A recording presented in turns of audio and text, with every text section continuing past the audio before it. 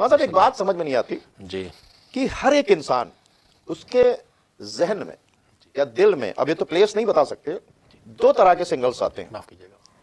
ایک وہ ہوتا ہے جو میز گائیڈ کرتا ہے، ایک جو ہوتا ہے گائیڈ کرتا ہے.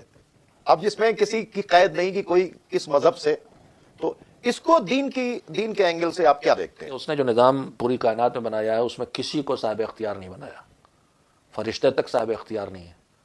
سورج ہے، نکلنا ہی نکلنا ہے، اسے اپنی رفتار سے چلنا ہے. نہ جانے کب سے چل رہا مجھے نہیں معلوم، لیکن جس طرح چل رہا ویسے ہی چلے گا. ذرا بدلے گی سب تباہ ہو جائے گا. اللہ نے اپنے نظام، پورے نظام میں کسی کو صاحب اختیار نہیں بنایا، اس لیے کہ کسی کو صاحب عقل نہیں بنایا. واہ واہ واہ. لیکن صرف انسان کو بنایا ایسا جسے صاحب اختیار بنایا، اس لیے کہ اسے عقل دی ہے، اچھے برے کی تمیز دی ہے. باقی ساری مخلوقات کے ہاں اس نے ان کا اچھا کیا ہے ان کا برا کیا ہے فکس کر کے ان کو چھوڑ دیا. اپنے اللہ کی بنائی فطرت پہ چل رہا ریموٹ ہے، ہے، وہ چل رہا ہے اپنے، وہ اسی پہ. بطخ کا بچہ پیدا ہوتے تیرنے لگے گا، مرغی بچہ پیدا ہوتے چڑنے لگے گا. اب وہ کوئی اس کے ہاں سوچ بچار نہیں ہے، نہ کوئی ٹریننگ ہے، نہ کوئی سیکھنا ہے، نہ کچھ سکھانا ہے. تھوڑا بہت جانوروں میں سکھانے کا منزل ہے جو ماں باپ، لیکن بہت کچھ فطرت ہے. انسان صرف اور صرف اکیلا مخلوق ہے اللہ کا جو صاحب اختیار ہے، اس لیے کہ وہ صاحب عقل ہے. ورنہ اللہ چاہتا. لوگ اکثر کہتے ہیں کہ آپ یہ اتنی مصیبت کیوں کھڑی کی؟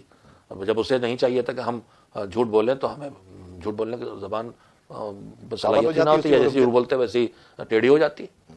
لیکن مسئلہ وہی ہے کہ اگر وہ ہمیں صاحب اختیار نہ بناتا تو پھر ہم کو مجبور دوسروں کی طرح بنا دیتا. لیکن کوالٹی اس نے ہمیں دی، جتنا جو وہ ہے اس میں سے کسی مخلوق کو جتنا مل سکتا ہے وہ مخلوق انسان ہے.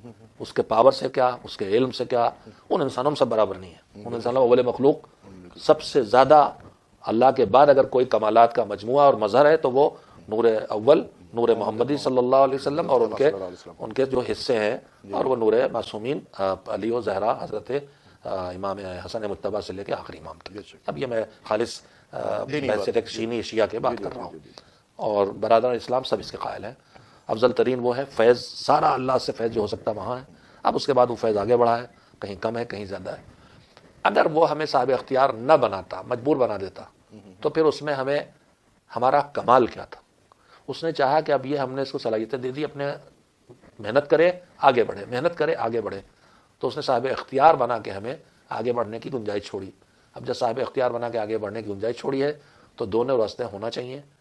ایک وہ کہ برائی کا، ایک اچھائی کا، ایک بہکانے والا، سنبھالنے والا. اگر صرف سنبھالنے والا ہو، صرف اچھائی کا راستہ، تو میرا کمال کیا ہے؟